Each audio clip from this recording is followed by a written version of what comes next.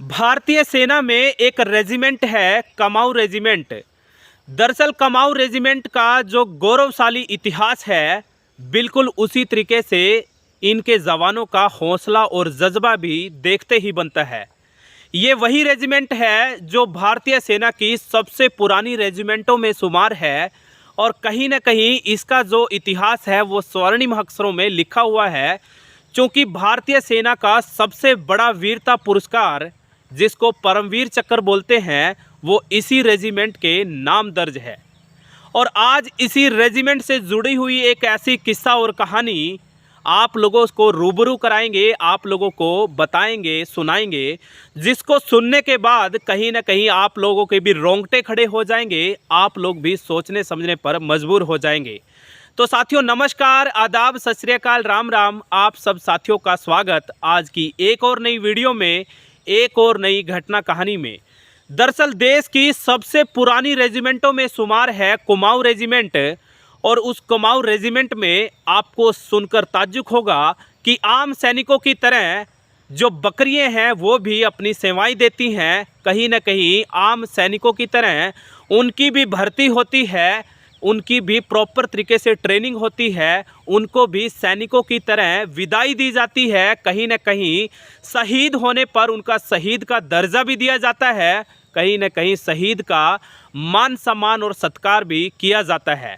और जैसे आम सैनिकों को भारतीय सेना में पदोन्नति दी जाती है, कहीं ना कहीं उनका प्रमोशन किया जाता है, बिल्कुल उसी तरीके से इन बकरियों का भी प्रमोशन किया जाता है।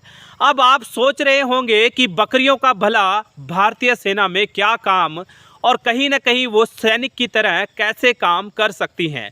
इसकी भी बहुत दिलचस्प कहानी है, एक ऐसी घटना कहानी जो बहुत सारे साथी सुनना चाहते हैं, जानना चाहते हैं।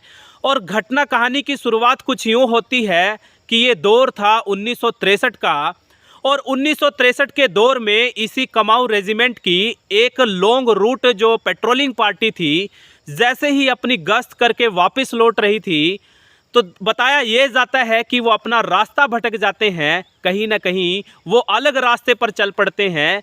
लेकिन एक सफ़ेद रंग की बकरी के सहारे वो अपने गंतव्य तक पहुंचते हैं, कहीं ना कहीं अपनी बटालियन और कैंप तक पहुंचते हैं।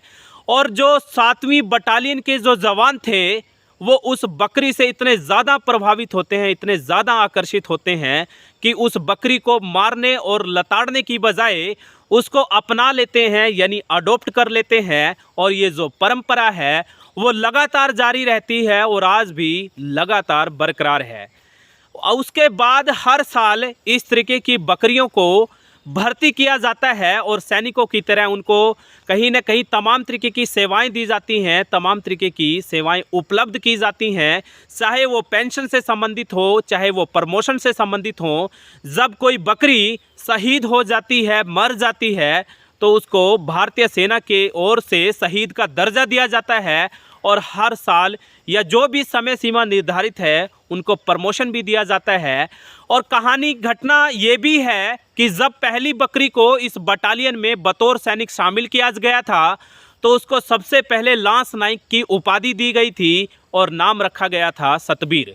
और ये जो सतबीर नाम है, कहीं ना कहीं वरिष्ठ अधिकारियों का एक पैनल बैठाया जाता है और वरिष्ठ अधिकारियों का जो पैनल है वो बिल्कुल नज़दीक से विचार विमर्श करता है, हर एंगल से जांच भी की जाती है और आखिरकार नाम जो सजेस्ट किया जाता है वो था सतबीर।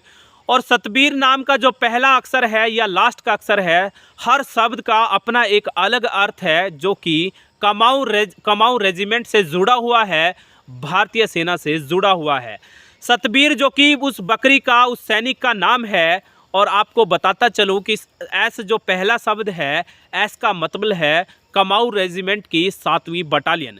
हर शब्द का अलग अलग अर्थ है जो सेना से जुड़ा हुआ है। और साथियों तमाम तरीके की किस्से कहानियाँ भी चर्चित हैं, लोगों की ज़ुबान पर हैं। और आपको बताता चलूँ कि हर 10 साल में ये जो बकरी है वो सेवानिवृत्त होती है, कहीं ना कहीं रिटायरमेंट होती है, और पुनः उसके बदले उसके स्थान पर दूसरी बकरियों को भारत और तिब्बत की जो सीमा है उसका इर्द गिर्द के इलाके से लाया जाता है, भर्ती किया जाता है, तमाम चयन प्रक्रियाओं को पूरा करने उपरांत उनको प्रॉपर ट्रेनिंग प्रशिक्षण उपलब्ध कराया जाता है और उसके बाद तमाम उन प्रक्रियाओं से गुजरना होता है जिन प्रक्रियाओं का एक आम सैनिक हिस्सा होता है। तो साथियों, आपको कैसा लगा ये कहानी घटना सुनकर, आप ज़रूर कमेंट बॉक्स में बताइएगा।